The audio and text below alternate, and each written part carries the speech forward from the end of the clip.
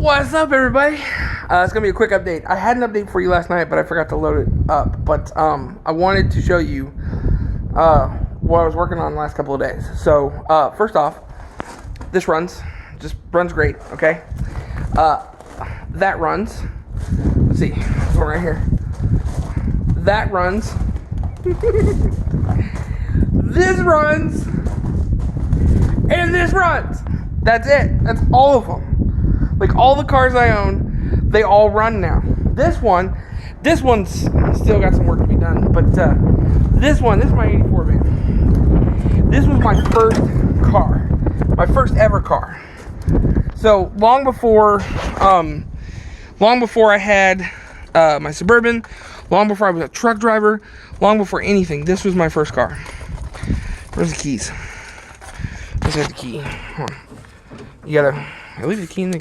No, key's not in the ignition. Hold on just a second. Hold on. I'm looking for the key. That's not it. That's all my truck keys. My big truck keys. Aha! I got it. Okay. Anyway. So. The square key. Check this out. Check this out. Stick the key in. And then. Oh, that's right. It's idling. Hear it? Hear it idling? You might not be able to hear it because of the wind today, but I'm trying to protect you guys from the wind, but it's idling. Check it out.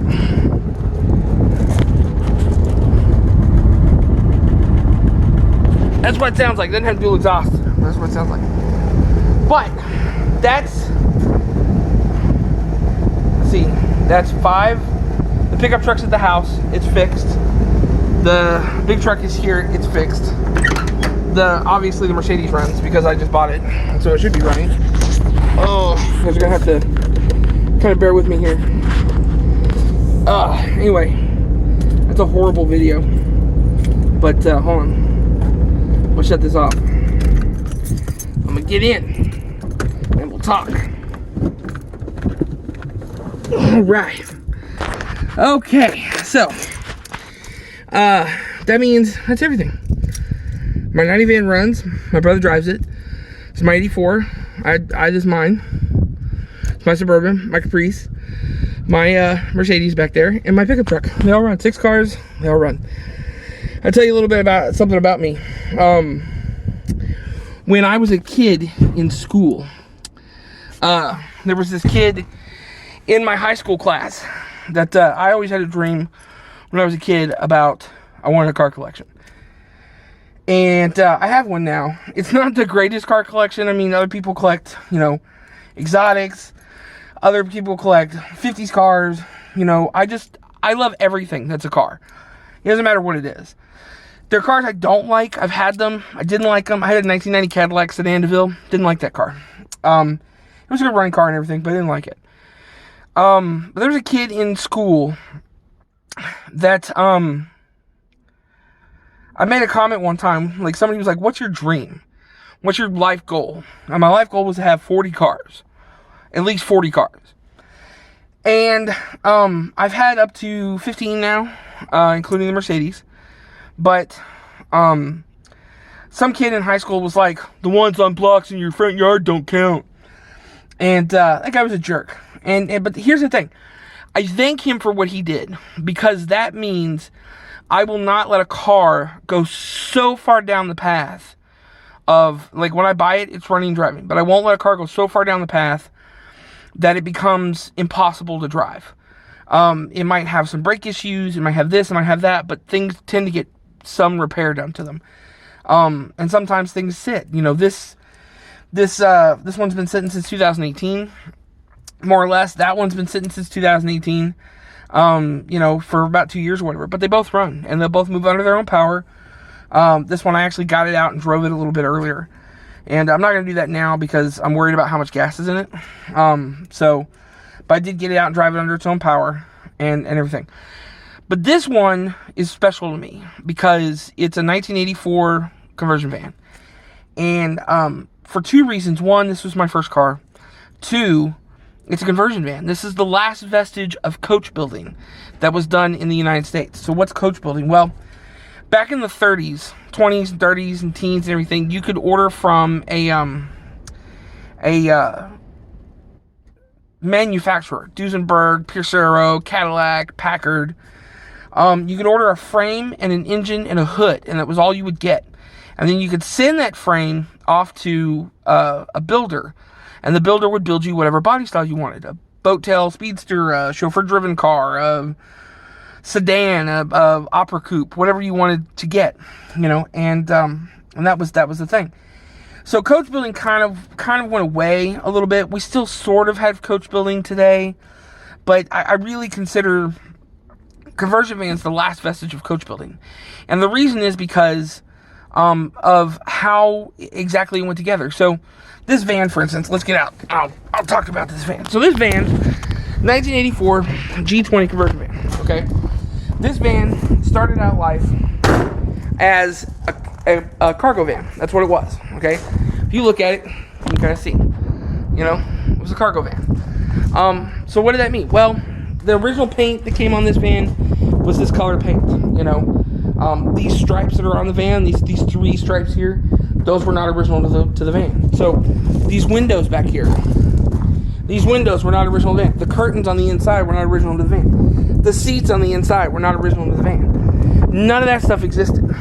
And so the reason, and carpet didn't exist in this thing. It was a bare frame. And these old vans, they're unibody. So the body itself is the frame, and that's the thing. So if you look in the back, and yeah, it's got some work, it needs to be done. Like I said, it's my first car. I've loaned it out to family.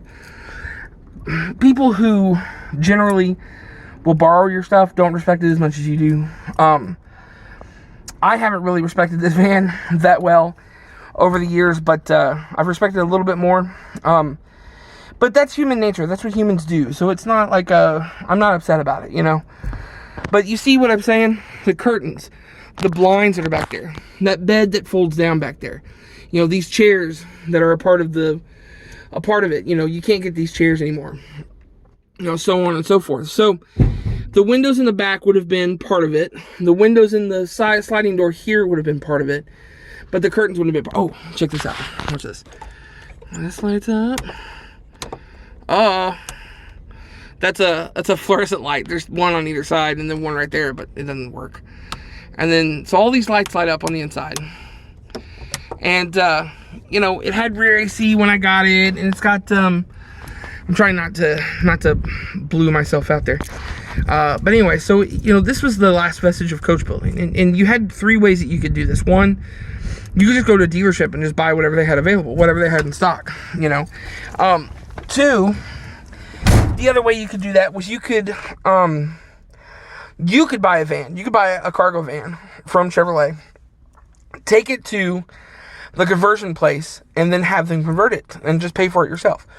3, you could go to the conversion place, tell them what you wanted as far as all your options were, and then tell them what platform you wanted it on. So whether you wanted it on a Ford, a Dodge, a Chevy, whatever it was, then they would get the van, they would bring it to their place, they would fix it up, and then you would buy it from the dealership, basically the nearest dealership to them, or through the dealership near your house or whatever.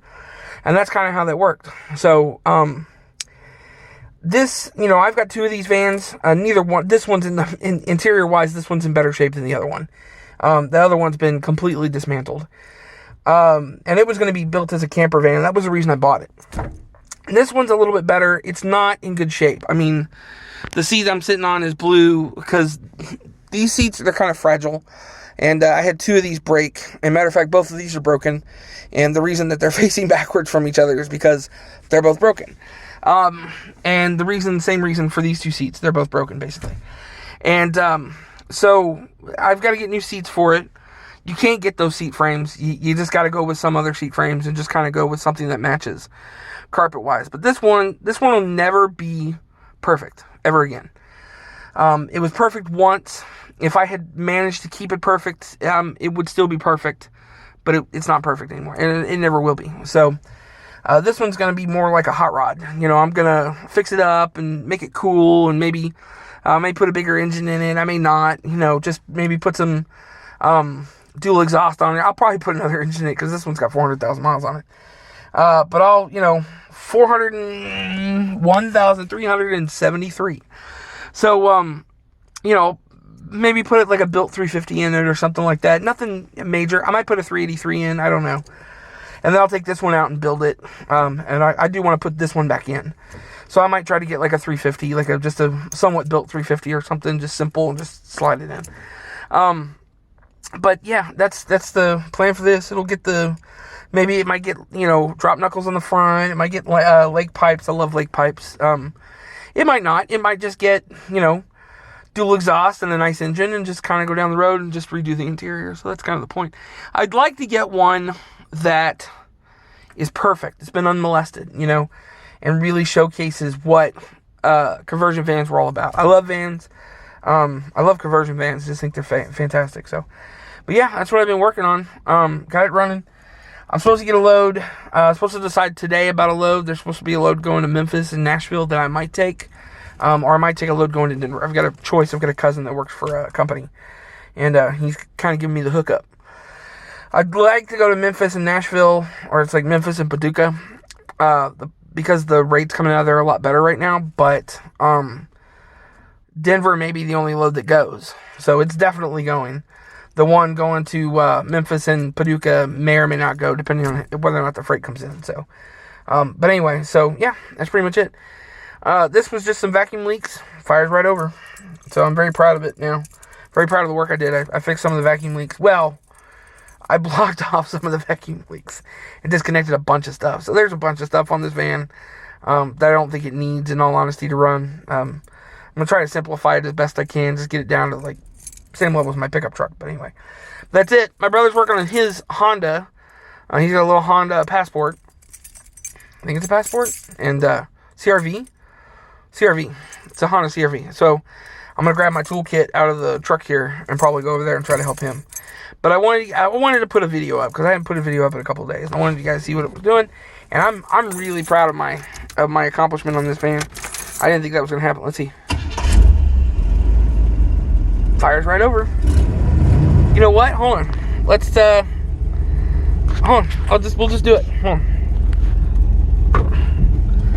Pull it out one more time just for you guys. Here we go.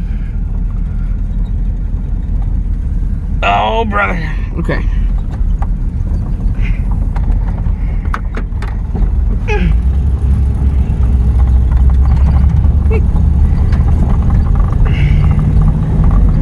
Oh, shifted in a second.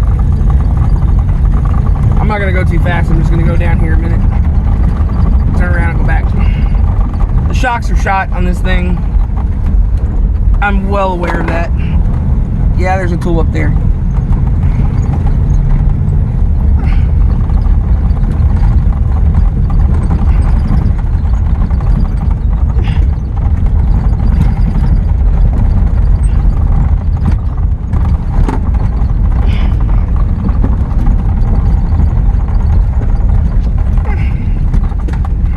Oh, I gotta put my tools away.